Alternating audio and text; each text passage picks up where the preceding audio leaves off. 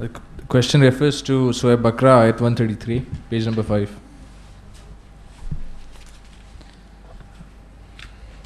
Yeah. It's written here, were you witness when death came to Jacob, and when he said for his sons, "What you will serve after me?" So the question relates to the first, part of this. Were you witness? Why is this being emphasized in this particular ayat?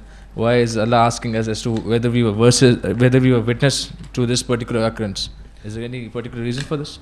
Actually, this is a questions that Allah is posing. Because generally, there is an ayat in the Quran, if you refer to that, is if you look in Surah Al-Baqarah 2:140 ayat. Al-Baqarah 2:140. The question is, brother is asking that why Allah is saying, were you a witness when the death came to Yaqub alayhi salam, when the death was nearing to Yaqub alayhi salam, and what did he said? What was the message said by him? If you look at the context, in one of the ayat in the Quran, Surah Al-Baqarah 2 ayat 140, Am taquluna inna Ibrahim wa Ismail wa Ishaq wa Yaqub wal asbat kanu hudan aw nasara. Qul antum alamu amillah wa man allam mimman katama shahada indahu min Allah wallahu wa mallahu bighafilin amma ta'malun. Or do you say that surely Ibrahim, Ismail and Ishaq wa Yaqub wal asbat were Jews and Nasara, Jews and Christians? Qul antum a'lamu amillah. Say, do you know better what Allah? Do you know more what Allah or Allah? And who is the most of the oppressor from who hides the witnesses from him, from Allah? And Allah is not unaware for what you are doing. Actually, why Allah is saying that were you a witness? Because the context in that ayah that who will you serve after me? And they all said, we will serve the one Allah, and we are Muslims.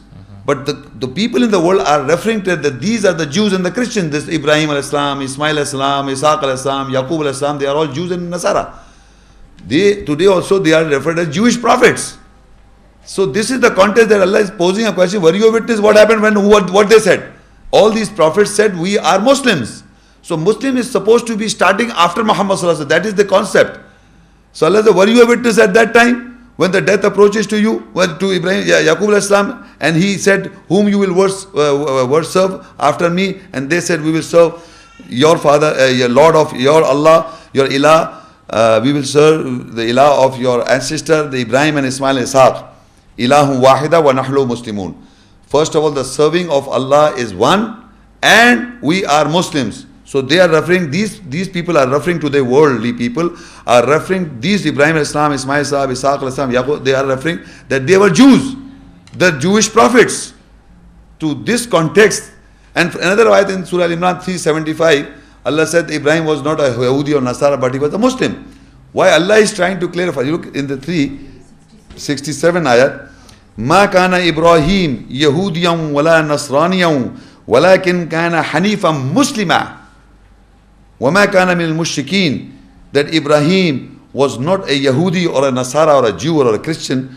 وَلَكِنْ كَانَ حَنِيفًا مُسْلِمًا. But he was a true Muslim. وَمَا كَانَ مِنَ الْمُشْرِكِينَ. And he was not from the associates. Why Allah is saying this, you are a witness? Because these people are labeling them, all these prophets, as Jews and Nasaras.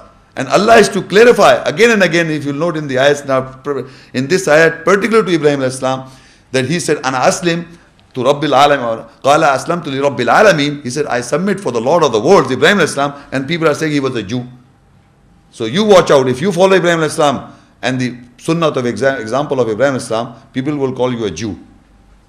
So were you a witness at that time? So this is the same in circles, show this side. Second question pertains to Al-Hajj 22, 78 verse, Yes. page number 7. And you strive in the way of Allah is the right of jihad, striving in the way of Him. He has chosen you and He has made no difficulty over you in the judgment. So here Allah asks us to strive to the optimum level, to the best of our abilities, as He has prescribed, as the right of jihad. Yet in the fourth or fifth line, it's mentioned that He has made no difficulty over you. So in the masses here, at least, you get to know that there is flexibility in the religion. Perhaps that they take difficulty as flexibility. So is this the case? No. You see, in following the judgment that Allah has mentioned, the ayahs, they are very easy. Allah says, وَلَقَدْ يَسَّرْنَا الْقُرْآنَ لِلذِّكْرِ فَهَلْ مِن مُدَّكِرٍ. If we have made the Quran easy, meanings in following, to who intends to take guidance. فَهَلْ مِن مُدَّكِرٍ. Who is the person who wants to admonish in his life? So in that context, Allah has made it easy. So it is not the reading of the Quran only, it is the essence and the message in the Quranic ayahs it is very, that's why I say it is not difficult. But the one who does not want to govern his life, he says it is difficult. There is no such thing as flexibility. You know, Allah has laid down very straight, clear, mubin, very clear governing ayahs, which if you implement is very easy. Not a difficult issue at all. It is a difficulty for those who do not want to live there. The shaitan has caught hold of him. But as you said yesterday, you can't look for shortcuts. You just have to follow them as they are. Huh. I see. So there's no flexibility. No They just have to flexibility. be followed as they are. Yes. Okay. Yeah. Thank you. Thank you.